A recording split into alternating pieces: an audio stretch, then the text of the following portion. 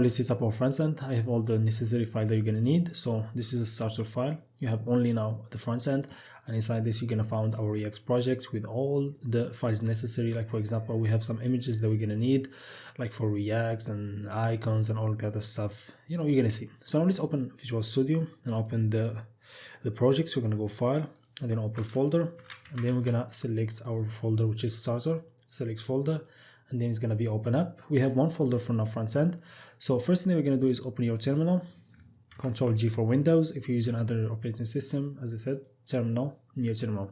So now we navigate to the folder, cd front end, and then here, first of all, we're going to run npmi to install all the files necessary, all the dependencies, so your project runs without a problem. And then you're going to have a write npm start to start your project.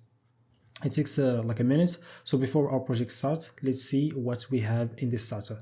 So in the public folder, we have now it opens. As you see, welcome to the front end. This is like a simple project. I've only changed like the icon and the name of the tab. So let's go back right here to see what else we have. Let's go to the terminal.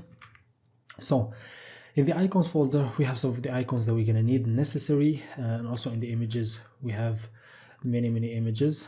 As you're gonna see right here, they're all necessary. I got them all from Facebook, so they are the exact same ones the Facebook uses.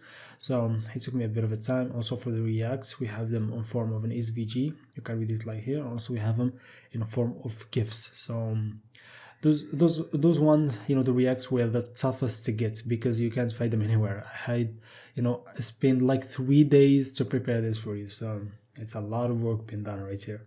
So we're gonna close this public folder, just images and icons, and in the source folder we have a folder called styles and another folder called icons, and inside .css, which is all the icons that Facebook uses. Let's see how many lines here. So they are like 740. So there's a lot of icons here, so I had to go and inspect elements of all the icons that Facebook had and get them for you. So I've already downloaded the files necessary for them. So to use these icons is like using Font Awesome. It's pretty simple. So you just choose any icon you want. Let's open the browser simultaneously to see what we are doing. Right. So now if we want to use an icon, we're gonna go for let's go to our app where we write everything, and inside here just you name your class name with a name. So for example, we can have a div with this name, which is all friends icon, and then we're gonna see this icon appears right here. So it takes a bit of time and then it refreshes and it shows it. So simply this way you can add any icons. So let's go back.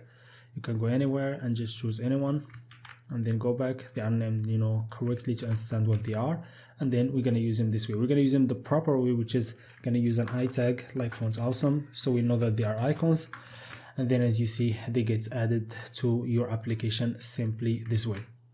So this is for the icons.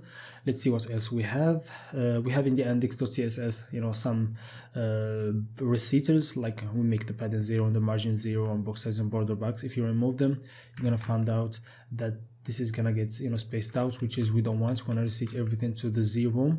And also I've set the font for our project, which is the same one Facebook uses. HTML overflow Y scroll, so we allow the scroll because we're gonna use some fixed position. Also the A tag, which is the link. Sorry, we just making the text decoration none, so we remove any styles the default styles for the A tag, and also make the color get you get the color from the parent. So you can add this like also to the button or other stuff. We're gonna see. And also I have the variables that we're gonna need. So this is BG primary. That means the color of the background. The first one, the primary, the secondary, third, fourth, also some other colors that we're gonna need for shadow.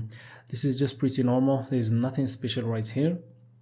The last thing that we're gonna see is our SVGs, which is the one that Facebook uses. So I've had to, let's open one of them. As you see, this is an SVG. I didn't want to we can't go on our application and just use SVGs this way. So we're gonna go and then copy them this way and then to see them in the browser this way. So I didn't like this way because they took a lot of place, and the code doesn't look organized. So I took a different approach. which is simply make them into a component.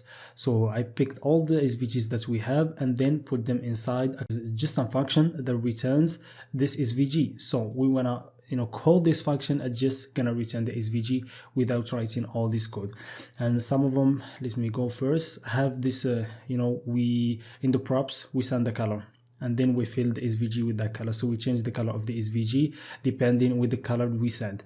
So we're gonna see it right now. One of the things also that I've done, we have an index.js, which is I imported all the files right here, then export them. So now we can easily import them in app.js. You're gonna see an example for now. Let's import, for example, this one, live video. So we're gonna go to our application and then simply write it as a component and then import it.